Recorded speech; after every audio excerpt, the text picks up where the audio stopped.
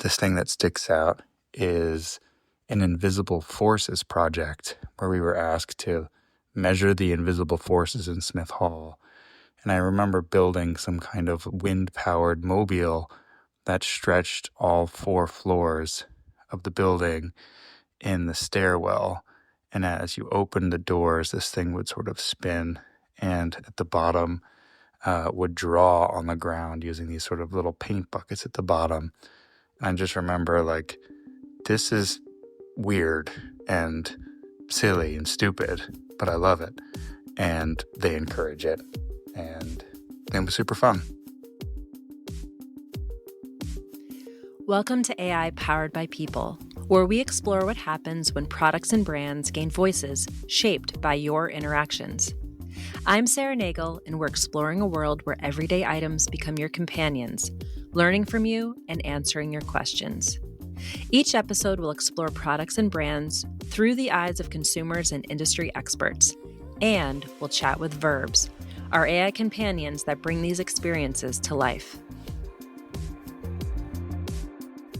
In today's episode, we're diving into the world of Syracuse University's Industrial and Interaction Design program. This episode is personal to me because I graduated from this program 20 years ago. I recently had the opportunity to visit, tour the new studios, speak with students, review portfolios, and I was even able to be a judge for the IDSA Student Merit Awards. My visit interacting with the students and professors highlighted how university education is evolving with the introduction of AI platforms and tools. While the hands-on studio work remains vital, AI-powered tools are already impacting how some professors are structuring their classes. What still remains to be seen is what skills graduates will need to be prepared for a technology-fueled future that's quickly evolving. Founded in 1870, Syracuse University laid the groundwork for what would become a pioneering force in design education. While engineering programs began emerging as early as 1877, it was the establishment of the College of Applied Science and the addition of industrial engineering programs in 1911 that set the stage for today's Industrial and Interaction Design program. The program has produced numerous influential designers, including Gianfranco Zaccai, founder of Continuum Innovation in Boston, David Stoll and Tom Dare, founders of Smart Design, and Dan Formosa, pioneering human-centered designs like OXO Good Grips. Over the past century, Syracuse has built upon its rich foundation, evolving from its industrial engineering roots to become a program that balances fundamental design principles with technological innovation. Started out with being an undergrad there myself, so 2001 to 2006. Moved to Boston after that, worked for New Balance for a while, a couple other design roles, and then eventually looked to move back to the greater Syracuse area. I was working at Brownlee Design, a small consultancy in Skaneateles. And I think I was in like my first year there, and my boss called an office meeting. He had gotten a call from the Syracuse Industrial Design program that they needed an adjunct instructor to teach a course that coming fall. That call was actually on a Friday, and the semester started on Monday. And I decided I would give it a whirl and try and teach a college class in that same program, and I did.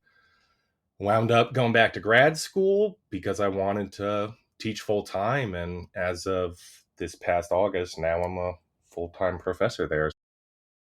That was Michael Kowalski, professor at Syracuse University's Industrial and Interaction Design program. In addition to his Bachelor's of Industrial Design from Syracuse, he holds a PhD in Human Behavior and Design and a Master's in Sustainable Design Studies from Cornell University. The Syracuse Design program combines traditional skills with emerging technologies, preparing students for the future of design while maintaining core principles of research, physical design, and problem solving. Design has changed a lot. It's taking on a bigger scope of what it wants to try to tackle, what skills it wants designers to have. We need those fundamental skills, those analog skills, sketching, model making, things along those lines. And then, you get into software, whether it's, more quote unquote classic Adobe stuff or 3D stuff up to, advancing AI stuff. And I think we're lucky at the School of Design and Industrial Design, particularly, that we've got faculty members that have strengths and interests from the super analog to the super cutting edge. And so to an extent, they can find their way into the courses that make sense for those strengths and interests. I think the biggest challenge that a lot of people also recognize is just time. As you expand the amount of courses and skills and areas of expertise that you're trying to cultivate in any one student designer, can you do it all meaningfully in the number of courses you've got in 4 years? That's maybe one of the biggest parts of the challenge.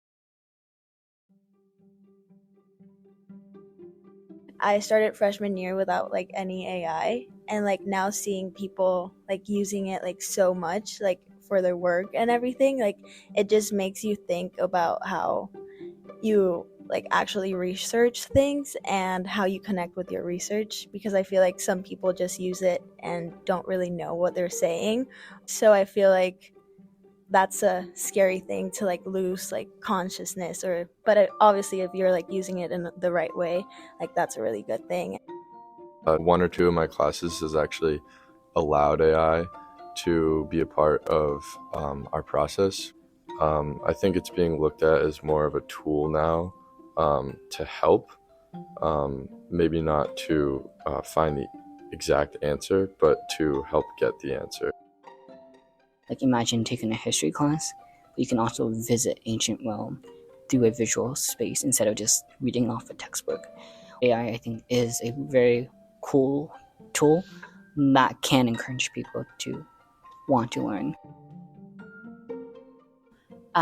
In my other classes, like my writing classes, we're told not to use it, obviously. So I think that part can be kind of tricky. And with copy, in our portfolios and everything, we know not to use it because it's very easily detected. But I think in the process part, it's really helpful. And so our teachers tell us to lean into that. Innovation remains central to Syracuse's approach. Though, like many design schools, thoughtfully navigating how to integrate new technologies while preserving core strengths. The program continues to build upon its foundation of hands-on studio work while actively exploring how emerging digital capabilities and design tools can enhance rather than replace traditional methods. Through ongoing dialogue with industry professionals, faculty, and students, Syracuse's innovative approach is evolving to prepare students for an industry that's equally focused on balancing these elements. I think that's the thing everybody's in the process of figuring out real time as we go. You could be talking about image generation, you could be talking about the background research, and it's gradually starting to touch, it seems like, all the different phases of the design process. I think what we're trying to figure out still is how is it used appropriately as a complement to all those skills we've learned. I think you got to spend some of that time kind of like in the mud, wrestling with some of that stuff that can be complex and hard to figure out and time consuming, to then, if you are going to use something that's going to help you, like, some AI synthesis of a large amount of data, understand that there's a chance, you got to be looking at your data quality. You got to be looking at some of those outputs, comparing it to your past experiences and some of your other ways of making sense out of that, to make sure, things are aligning and you aren't getting some unexpected stuff that might be tough to catch if you don't have some of those core skills to, look at some of that through a critical lens.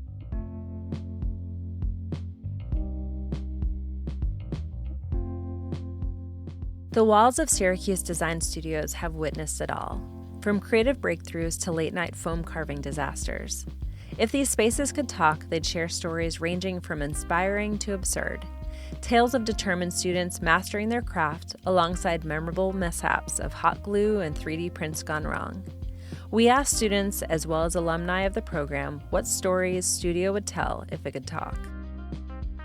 It would definitely mention those late nights, those nights right before a project was due, when at least a handful, if not most of the class would be in there just sort of hustling to get those last minute things done.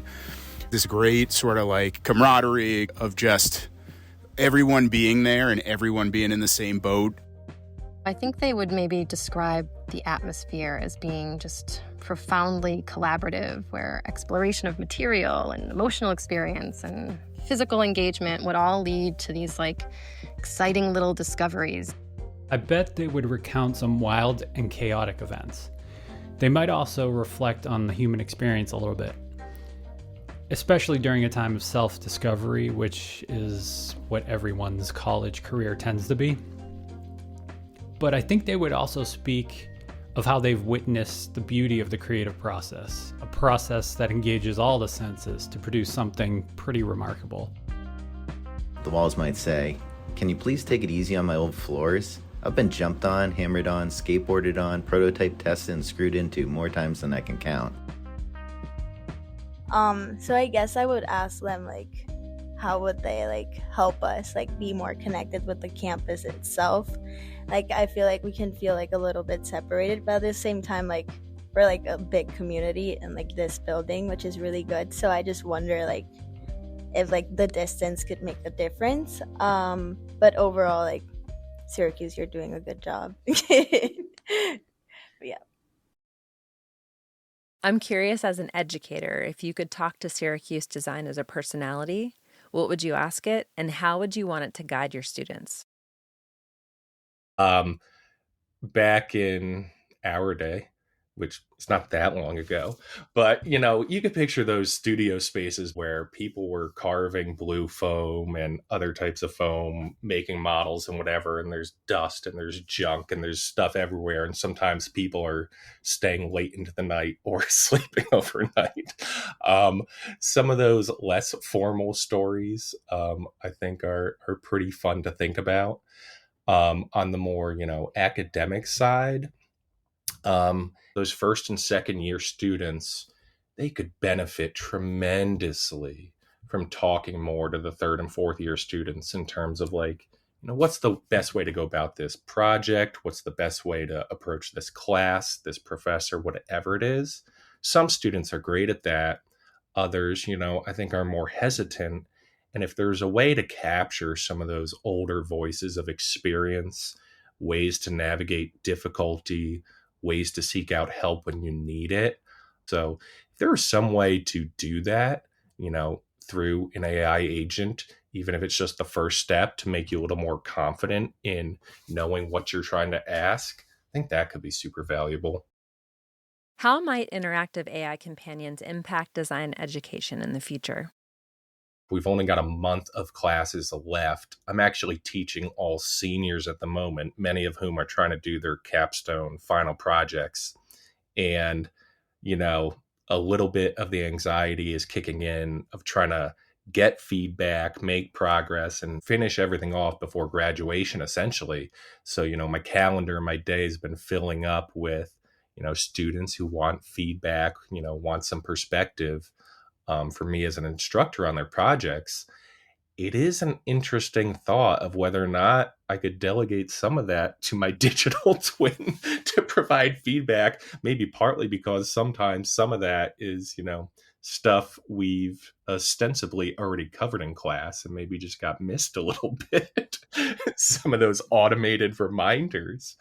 But I think that would be pretty cool. And again, hopefully not to the extent that it totally replaces me, but you could picture, them wanting to have some extended conversations that might be impractical on a day-to-day basis, just based on everybody's time.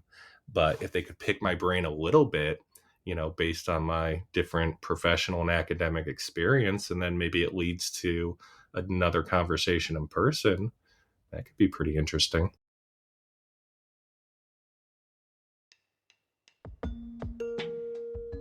What if students could have a meaningful conversation with their design school?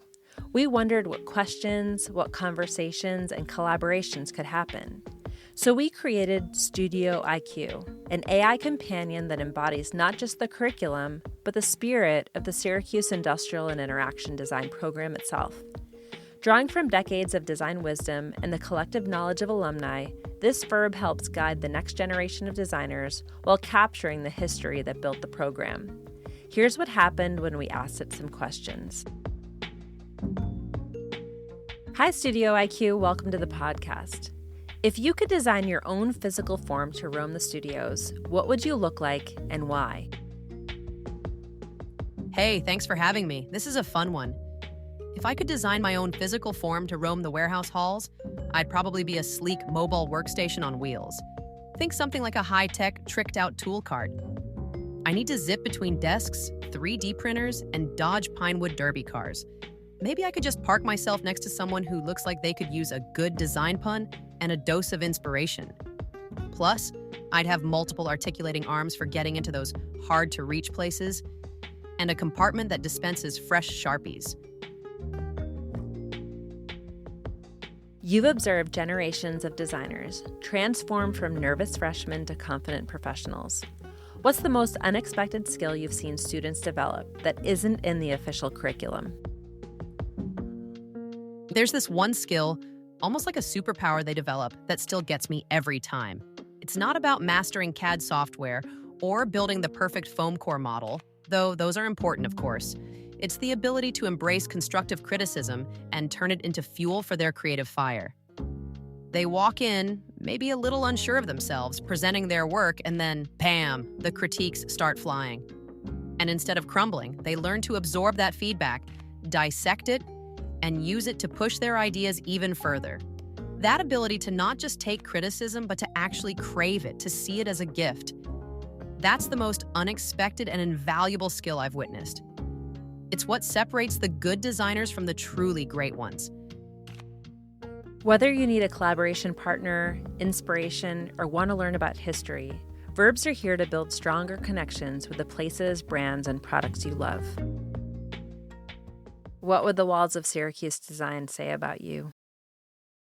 The walls would describe me as the one who procrastinated too much on my assignments, started working on them too late, but still managed, I think, to pull off a pretty good end result. But I probably should have put in more time earlier. And then I started doing that in my career, and I've been trying to do that more now. And now I'm trying to get students to do that more as well, to learn from some of my less ideal habits earlier on. We're curious to hear your thoughts. What would you ask Syracuse if it could talk? Share your ideas with us using hashtag AI Powered by People, or reach out to us on social media if you want to hear from your favorite products or brands.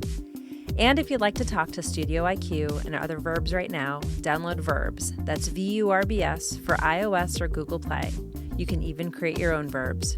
Remember, it's your voices and stories that will shape the future of AI. This is Sarah Nagle, and you've been listening to AI Powered by People, a podcast brought to you by Vurb Labs.